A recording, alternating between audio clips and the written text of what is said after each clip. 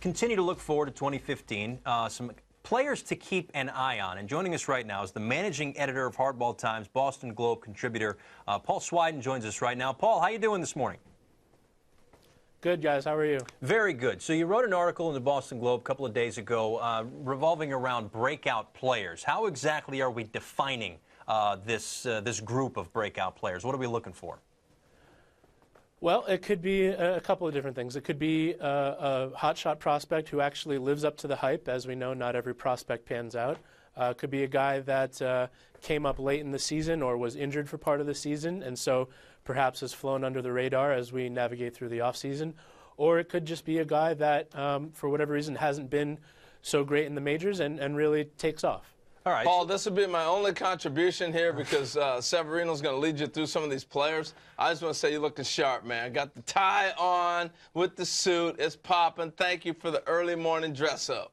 That's it. I'm done. It's back to Severino. Harold Reynolds, ladies and gentlemen. Anyway, so let's focus on some of these players, shall we? The Minnesota Twins have been somewhat busy this offseason. How about Oswaldo Arcia? He makes the list.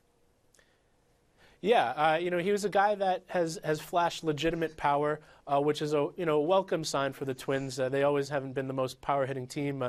Arcia had one of the highest rates of no-doubt homers in the majors last year. But his hang-up has been he hasn't been able to either hit for average or draw walks. And there is encouraging signs about his walk rate. He sees a lot of pitches. He just tends to swing at almost all of them. His percentage of strikes taken last year was among the lowest in the majors. So if he is able to take a few more pitches here or there, he could bump up that walk rate and really help himself get on base more and become a more productive player. We kept him hidden in a mask during that video. That's so, right. Because he's not a breakout player. That's right. Keep his identity a secret, at least for now. You mentioned the no-doubt homers. Those are home runs that go, 50 feet beyond the wall, right? Dude can hit. Different home run tracking services that are out there. Another guy, big-bodied fella, is Steven Souza, who made a terrific catch to end Jordan Zimmerman's no-hitter at the end of last season. But after a trade, you think he may be a breakout player this year, too. Yeah, and it seems like the Rays have found their next Ben Zobrist.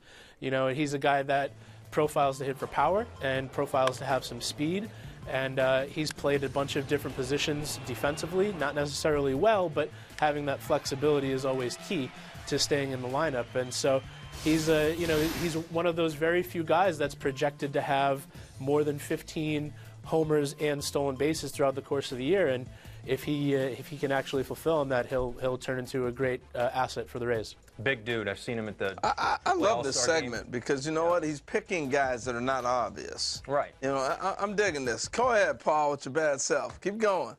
All right, let's move along to the next guy, Carlos Martinez. Maybe folks a little more familiar with this guy. Obviously, the postseason resume and with the Cardinals in the spotlight so much, but he makes this list as well.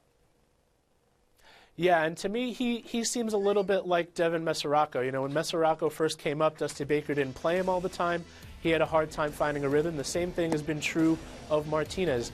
They've bounced him around from relief, as you mentioned, in the postseason, to he got some starts last year, but then they also sent him back after a fairly successful string of starts when Shelby Miller returned from the DL. So he hasn't really had time to find a good rhythm, and I'm sure Harold can speak to this better than I can, but it's my feeling that when you don't have that consistent role, it's hard to have any sort of sustained success. And I think, they're going to give him a chance to win a spot in the rotation this spring, and if he does, I think he's got a real chance to break out. Agree that the role helps? Totally agree. Totally agree with him. All right, more good analysis from Harold. Hey, Apparently, he this wasn't kidding. He's not going to contribute much. That was it. Last name on this list is a guy who used to be in the Yankee bullpen but has now gone west, and that's Sean Kelly. Why does he make the list? Well, when he came east from the Mariners, his strikeout rate bumped up to, he's now been striking out more than 30% of the batters he faces the past 2 years, which is top of the list. It was 12th in the league among relievers last year. And that ability to strike out players is always key. But he's also a fly ball pitcher. In Yankee Stadium, fly ball pitchers don't exactly mesh.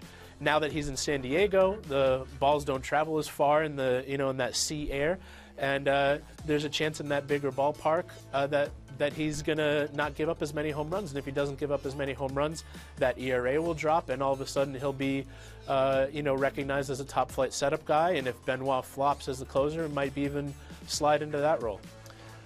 Paul, we appreciate it. That was a terrific list. Obviously, great guys to keep an eye on. Paul Swydan of the Boston Globe, thanks so much. We'll talk to you again soon. And you know what? The Padres bullpen Thanks, Paul. has really been a strength for the last number of years. So it's really no surprise that they're kind of building that that staff from the bullpen. No, Sean Kelly's, he'll be a nice fit in there. Yeah. You know, I really, not joking around, I like his list because that's thinking outside the box a little bit. Right. But it's guys, you look at their numbers, you go, oh, man, this guy's not a good player. He's taking it to another level. And being able to say these guys are going to step up and have a big year, I think he's right.